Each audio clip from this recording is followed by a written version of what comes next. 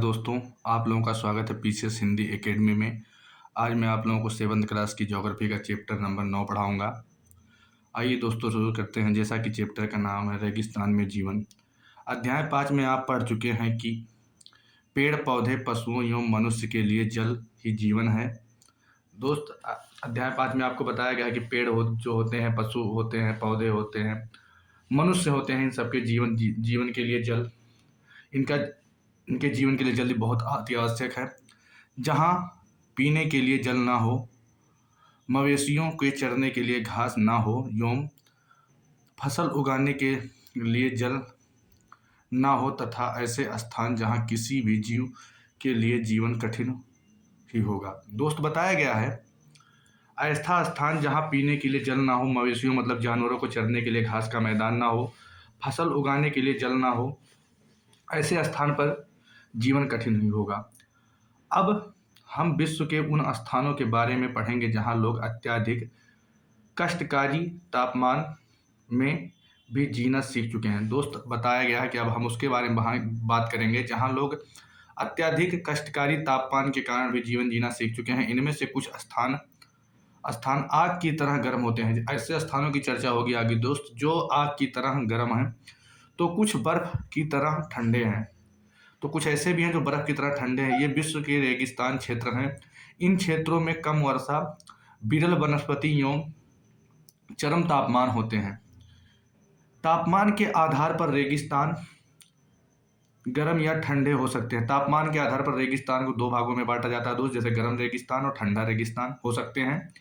इन स्थानों में जहाँ कहीं भी थोड़ा बहुत जल उपलब्ध होता है, लोग वहीं कृषि करने के लिए बस जाते हैं। दोस्त, बताया गया रेगिस्तान में जहाँ कहीं भी थोड़ा सा जल होता है, लोग कृषि करने के लिए वहीं बस जाते हैं। रेगिस्तान यह शुष्क प्रदेश है जिसकी विशेषताएं अत्यधिक उच्च अथवा निम्न तापमान एवं विरल वनस्पति हैं। गर्म रेगिस्तान सहारा। विश्व एवं अफ्रीका महाद्वीप के मानचित्र को देखिए। उत्तरी अमेरिका के बड़े भूभाग पर फैले सहारा के रेगिस्तान का पता लगाएं। यह विश्व का सबसे बड़ा रेगिस्तान है। दोस्त, बताया गया है कि जो सहारा के रेगिस्तान है, विश्व का सबसे बड़ा रेगिस्तान है। यह लगभग 8.54 लाख वर्ग किलोमीटर के क्षेत्र में फैला हुआ है। दोस्त, बताया गया है कि जो सहारा के रेगिस्तान है 8.54 लाख वर्ग किलोमीटर में फैला हुआ है। क्या आपको याद है कि भारत का क्षेत्रफल 3.2 लाख वर्ग किलोमीटर है। सहारा रेगिस्तान 11 देशों से घिरा हुआ है। जो सहारा रेगिस्तान है दोस्तों, वह 11 देशों से घिरा हुआ है। देश ये हैं: अल्जीरिया, चाड, मिस्र, लीबिया, माली, मैरितानिया, मोरक्को, नाइजर, सूडान, ट्यूनीशिया एवं पश्चिमी सहारा। रेगिस्तान के बारे में सोचते समय आपके मस्तिष्क में तुरंत ही रेत का दृश्य उभरता है। दोस्त, बताया गया है कि रेगिस्तान का जब आप नाम सुनते हैं तो आपके मस्तिष्क में तुरंत रेत का दृश्य उभरता है। परंतु सहारा मरुस्थल बालू की विशाल परतों से ढका हुआ है। लेकिन जो सहारा का मरुस्थल है दोस्तों, बालू की विशाल परतों से ढका हुआ ही नहीं। बताया गया दोस्तों कि जो सहारा का मरुस्थल है बालू की विशाल परतों से ढका हुआ ही नहीं, वरन वहां बाजरी के मैदान, नग्न चट्टानी सतह वाले उत्थित पठार भी पाए जाते हैं। ये दोस्त, बताया गया है तो वहाँ तो बालू ही हैं ही, लेकिन वहाँ बजरी के मैदान एवं नग्न चट्टानी सतह वाले उत्थित पठार भी पाए जाते हैं। ये चट्टानी सतह से कुछ स्थानों पर 2500 मीटर से अधिक ऊंचे हैं। आपको यह जानकर आश्चर्य होगा कि आज का सहारा रेगिस्तान एक समय में पूर्णतया हरा भरा मैदान था। सहारा की गुफाएं से प्राप्त चित्र से ज्ञात होता है कि यहाँ नदियां तथा मगर पाए जाते थे। हाथी, शेर, जिराफ, शुतुरमुर्ग, भेड़, पशु एवं बकरी तथा सामान्य जानवर थे। परंतु यहाँ के जलवायु परिवर्तन ने इसे बहुत गर्म एवं शुष्क प्रदेश में बदल दिया। दोस्त, 1 मिनट रुकिए, मैं आगे बता रहा हूँ आप लोग। मित्रों, जैसा कि बताया गया है, आपको यह जानकर आश्चर्य होगा कि आज का सहारा रेगिस्तान एक समय में पूर्णतः हरा भरा मैदान था। जो आज सहारा रेगिस्तान है दोस्त, वह एक समय में हरा भरा मैदान था। सहारा की गुफाओं से प्राप्त चित्रों से ज्ञात होता है कि यहाँ नदियाँ तथा मगर पाए जाते थे।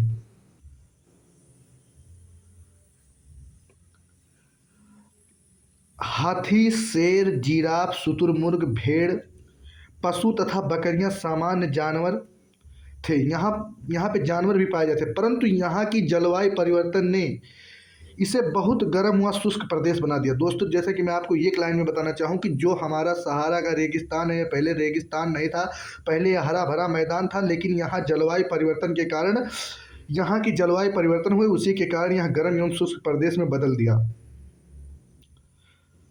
जलवायु, सहारा रेगिस्तान की जलवायु अत्यधिक गर्म एवं शुष्क है। दोस्तों, जो सहारा रेगिस्तान है उसकी जो जलवायु है अत्यधिक गर्म एवं शुष्क है। यहाँ की वर्षा ऋतु अल्पकाल के लिए होती है। यहाँ जो वर्षा होती है दोस्तों अल्पकाल के लिए होती है। यहाँ आकाश बादल रहित एवं निर्मल होते हैं। यहाँ के जो आकाश है दोस्त वो बादल रहित एवं निर्मल होते हैं। यहाँ नमी संचय होने की अपेक्षा तेजी से वाष्पित होती है। दोस्त, यहाँ नमी नहीं होती है यहाँ से, और जो नमी होती है वो वाष्पित हो जाती है।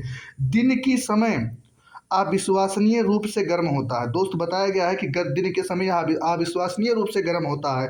दिन के समय तापमान 50 डिग्री सेल्सियस के ऊपर पहुंच जाता है। दोस्त, आप जानिए 40 से 45 डिग्री पे क्या हाल होता है। यहाँ पे 50 डिग्री टेम्परेचर से ऊपर पहुंच जाता है, जिससे रेत एवं नग्न चट्टानें अत्यधिक गर्म हो जाती हैं। इसके ताप का वर्गीकरण होने से चारों तरफ कुछ गर्म हो जाते हैं।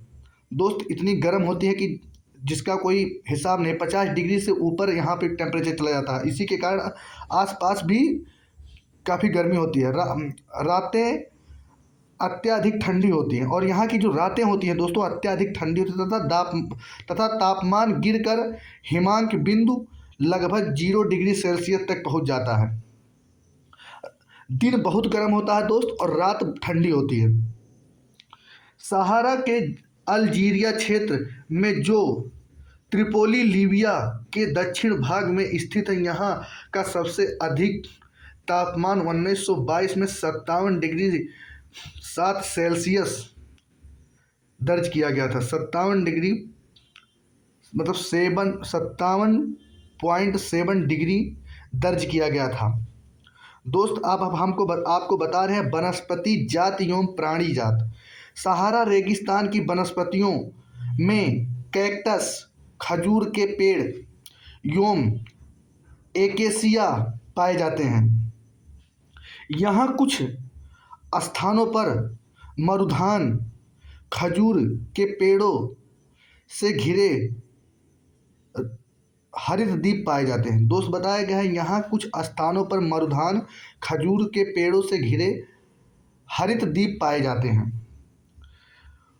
ऊंट, लकड़बग्घा, सियार, लोमड़ी, बिच्छू, सांपों की विभिन्न जातियां एवं छिपकलियां यहाँ के प्रमुख जीव जंतु हैं। सहारा रेगिस्तान में दोस्त ऊंट, लकड़बग्घा, सियार, लोमड़ी, बिच्छू, सांपों के विभिन्न जातियां एवं छिपकलियां यहाँ के जीव जंतु हैं। क्या आप जानते हैं वैज्ञानिकों को तो यहाँ से मछलियों के कंकाल भी मिले हैं। दोस्त, बता रहा है आपको कि क्या आप जानते हैं वैज्ञानिकों को तो यहाँ से मछलियों के कंकाल भी मिले हैं। आपके अनुसार ये क्या हो सकता है? लोग, सहारा रेगिस्तान की कष्टकारी जलवायु में भी विभिन्न समुदायों के लोग निवास करते हैं। दोस्त, सहारा के रेगिस्तान में यहाँ का जीवन कष्टकारी है, फिर भी यहाँ विभिन्न समुदाय को लोग निवास करते हैं जो विभिन्न विभिन्न क्रियाकलापों में भाग लेते हैं। इनमें बेदुइन एवं तुआरेग भी शामिल हैं। दोस्त, इसमें बताया गया इनमें बेदुई और तुआरेग भी शामिल हैं। चलवासी जनजाति वाले ये लोग बकरी, भेड़ एवं घोड़े जैसे पशुओं को पालते हैं। बताया गया है दोस्त यहाँ के जो चलवासी जनजाति वाले ये लोग हैं, ये भेड़ को पालते हैं, ऊँट को पालते हैं, घोड़े को जैसे पशुओं को पालते हैं। इन पशुओं से इन लोगों को दूध मिलता है। इनकी खाल से ये इनकी खाल से ये पेटी, जूते, पानी की बोतल बनाने के लिए चमड़ा प्राप्त करते हैं तथा पशुओं के बालों का उपयोग चटाई, कालीन, कपड़े एवं कंबल बनाने के लिए होता है। दोस्त बताया गया है कि जो जानवर है इनसे ये लोग खाल से ये लोग पेटी बनाते हैं, जिसको हम लोग पेटी बेल्ट, उसी अपन तो बेल्ट बोलते हैं लेकिन उसका सही पेटी, जूते, पानी के बोतल, उसके बाद में पशुओं के बाल से चटाई, कालीन आदि बनाते हैं। धूल भरी आंधियों एवं गर्म वायु से बचने के लिए ये लोग भारी मात्रा में वस्त्र पहनते हैं। दोस्त यहाँ के जो लोग हैं धूल भरी आंधियों से और वहाँ की जो गर्म वायु है उससे बचने के लिए ये लोग भारी वस्त्र पहनते हैं। सहारा के मरुधान एवं मिस्र में नील घाटी लोगों को निवास में मदद करती है। दोस्त बताया गया है सहारा में मरुधान एवं मिस्र में नील घाटी लोगों के निवास में मदद करती है। यहाँ जल की उपलब्धता होने से लोग खजूर के पेड़ उगाते हैं। दोस्त यहाँ जल की उपलब्धता होने के कारण लोग यहाँ खजूर के पेड़ उगाते हैं। यहाँ चावल, गेहूँ, जौ एवं सेम जैसी फसलें भी उगाई जाती हैं। मिस्र में उगाए जाने वाली कपास पूरे विश्व में प्रसिद्ध है। दोस्त जो मिस्र में जो कपास उगाई जाती है वो पूरे विश्व में प्रसिद्ध है। दोस्तों तेल की खोज संपूर्ण विश्व में अत्यधिक मांग वाले इस उत्पादन का अल्जीरिया, लीबिया एवं मिस्र में होने के कारण सहारा रेगिस्तान में तेजी से परिवर्तन हो रहा है। इस क्षेत्र में प्राप्त अन्य महत्वपूर्ण खनिजों में लोहा, फास्फोरस, मैग्नीज एवं यूरेनियम सम्मिलित है। दोस्त इस क्षेत्र में महत्वपूर्ण जो खनिज पाए जाते हैं उसमें लोहा पाया जाता है, फास्फोरस, मैग्नीज एवं यूरेनियम सम्मिलित है। सहारा की सांस्कृतिक जीवन शैली में भी परिवर्तन आ रहा है। दोस्त बता रहा है कि सहारा के जो सांस्कृतिक जीवन शैली है उसमें भी परिवर्तन आ रहा है। आज यहाँ मस्जिदों से ऊंचे कांच की खिड़कियों वाले भवन तथा ऊँटों के प्राचीन मार्ग के स्थान पर सुपर महामार्ग बन गए हैं। दोस्त बताया गया है कि आज यहाँ मस्जिद से ऊंचे भी कांच की खिड़कियों वाले भवन तथा ऊँटों के प्राचीन मार्ग स्थान पर सुपर मार्ग बनाए गए हैं। नमक के व्यापार में ऊँटों का स्थान ट्रक ले रहे हैं। दोस्त बता रहा है कि नमक के व्यापार में जो काम पहले ऊँट से होता था आज वो काम ऊँट का स्थान ट्रक ले रहे हैं। तुआरेग लोग विदेशी पर्यटकों के लिए मार्गदर्शक का काम कर रहे हैं। यहाँ के जो तुआरेग के लोग हैं दोस्त वो विदेशी पर्यटकों के लिए मार्गदर्शक का काम कर रहे हैं। आज अनेक चलवासी जनजाति के लोग शहरी जीवन की ओर आ रहे हैं और यहाँ की जो चलवासी जनजाति के लोग हैं शहरी जीवन की ओर आ रहे हैं, जहाँ से वे तेल एवं गैस के कार्यों में नौकरी ढूंढते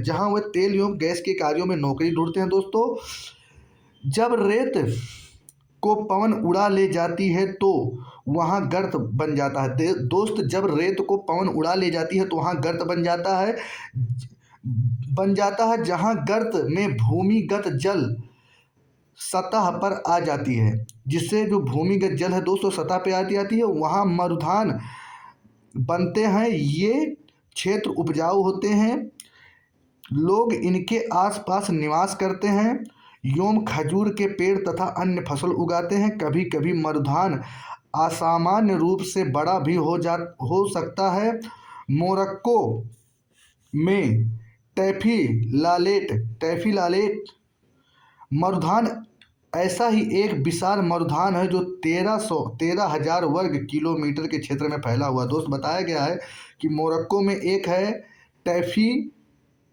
टैफिलालेट मरुधान, ऐसा वो है कि 13,000 वर्ग किलोमीटर के क्षेत्र में फैला हुआ है। ठंडा रेगिस्तान लद्दाख। दोस्त ठंडा रेगिस्तान लद्दाख के बारे में बात। जम्मू एवं कश्मीर के पूर्व में बृहद हिमालय में स्थित लद्दाख एक ठंडा रेगिस्तान है। लद्दाख जो है दोस्तों वो एक ठंडा रेगिस्तान है। इसके उत्तर में काराकोरम पर्वत श्रेणियां एवं दक्षिण में जास्कर पर्वत श्रेणियां स्थित हैं। जो जम्मू कश्मीर है दोस्त, जम्मू कश्मीर के पूर्व में बृहद जो लद्दाख का रेगिस्तान है, इसके उत्तर में काराकोरम पर्वत श्रेणियां तथा दक्षिण में जास्कर पर्वत श्रेणियां स्थित हैं। लद्दाख से होकर अनेक नदियां बहती हैं, जिनमें सिंधु नदी प्रमुख है। दोस्त बताया गया है कि लद्दाख से होकर कई नदियां बहती हैं, लेकिन जो सबसे उसमें प्रमुख है वो सिंधु है।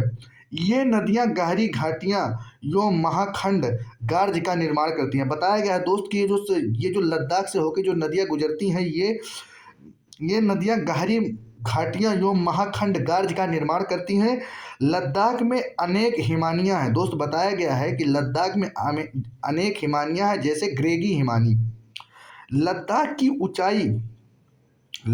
की जो ऊंचाई है दोस्त, कारगिल में लगभग 3000 मीटर से लेकर काराकोरम में 8000 मीटर से भी अधिक पाई जाती है।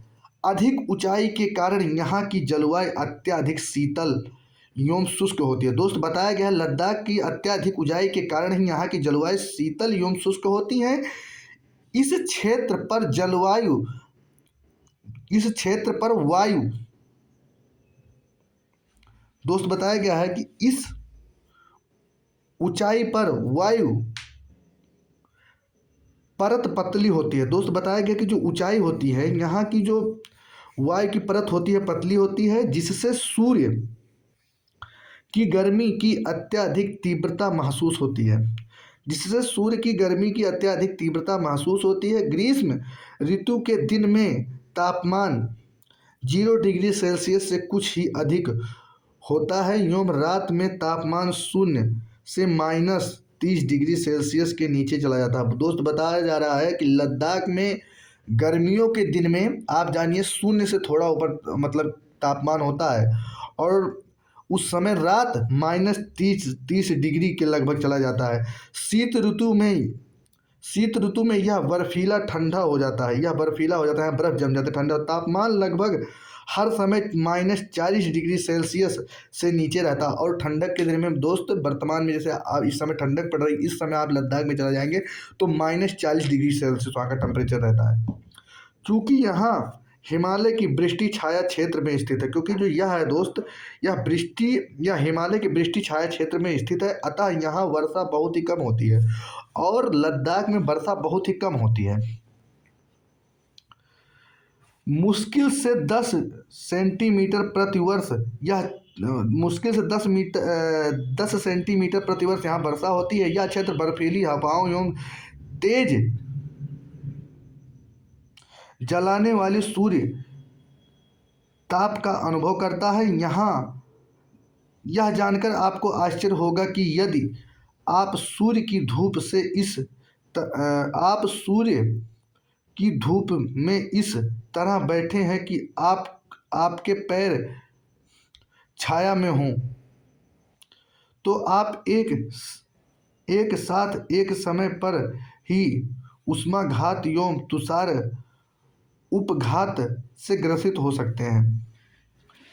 लद्दाख को खा पा चा ना भी कहते हैं। दोस्त बताया गया है लद्दाख को खा पा चा ना भी कहते हैं, जिसका अर्थ होता है हिमभूमि, मतलब लद्दाख को हिमभूमि भी कहते हैं दोस्तों।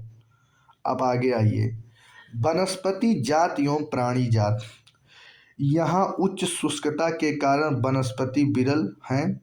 यहाँ जानवरों के चरने के लिए कहीं कहीं पर भी घास एवं छोटी झाड़ियाँ मिलती हैं। घाटी में सरपत, बिल्लो एवं प्लापल के उपवन देखे जा सकते हैं। ग्रीष्म ऋतु में सेब, खुबानी एवं अखरोट जैसे पेड़ पल्लवित होते हैं। दोस्त बताया गया है कि ग्रीष्म ऋतु में यहाँ पे सेब एवं खुबानी एवं अखरोट जैसे पेड़ पल्लवित होते हैं।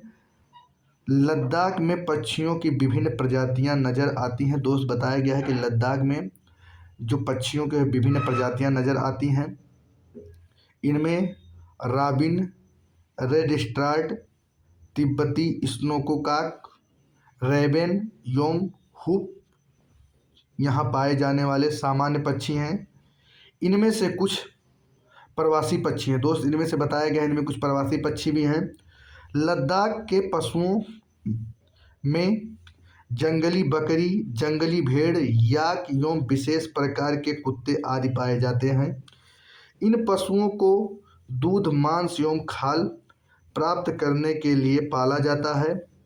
याक के दूध का उपयोग पनीर एवं मक्खन बनाने के लिए होता है। दोस्त लद्दाख में पनीर एवं मक्खन को बनाने के लिए याक के दूध का प्रयोग होता है। भेड़ एवं बकरी के बालों का उपयोग ऊनी वस्त्र बनाने के लिए किया जाता है। दोस्त यहाँ की जो भेड़ बकरी होती हैं इनके बालों का उपयोग वस्त्र एवं ऊनी वस्त्र बनाने के लिए किया जाता है। चीरू या तिब्बती एंटीलोप एक विलुप्त प्राय जीव है। इनका शिकार शाहतूत नामक इसके ऊन के लिए होता है, जो वजन में हल्का एवं अत्यधिक गर्म होता है। आइए मित्रों आगे। लोग, क्या आप लद्दाख एवं तिब्बत तथा मध्य एशिया के निवासियों के बीच कोई समानता पाते हैं? यहाँ के अधिकांश लोग या तो मुसलमान हैं या बौद्ध हैं। दोस्त लद्दाख एवं तिब्बत में जो लोग आपको मिलेंगे, दो समुदाय के लोग ज़्यादा मिलेंगे, या तो मुसलमान और या तो बौद्ध। वास्तव में लद्दाख क्षेत्र में अनेक बौद्ध मठ अपने परंपरागत गोपा के साथ स्थित है। दोस्त बताया गया है कि यहाँ पे अनेक बौद्ध मठ अपने परंपरागत गोपा के साथ स्थित हैं। कुछ प्रसिद्ध मठ जैसे हेमिस थिकसे। दोस्त बताया गया है जैसे कि यहाँ कुछ प्रसिद्ध मठ हैं, हेमिस हैं, थिकसे हैं, से योम लामायुरु। ग्रीष्म ऋतु में यहाँ के निवासी जौ, आलू, मटर, सेम एवं सलजम की खेती करते हैं। दोस्त यहाँ पे ग्रीष्म ऋतु में जो खेती होती है उसमें जौ की खेती होती है, आलू की खेती होती है, मटर की खेती होती है, सेम की खेती होती है, सलजम की खेती होती है। क्रिकेट का सबसे अच्छा बल्ला सरपत बिल्लो पेड़ की लकड़ी का बनता है। अब आइए आप लोग। शीत ऋतु में जलवायु इतनी कष्टकारी होती है कि लोग धार्मिक अनुष्ठानों एवं उत्सव में अपने आप को व्यस्त रखते हैं। यहाँ की महिलाएं अत्यधिक परिश्रमी होती हैं।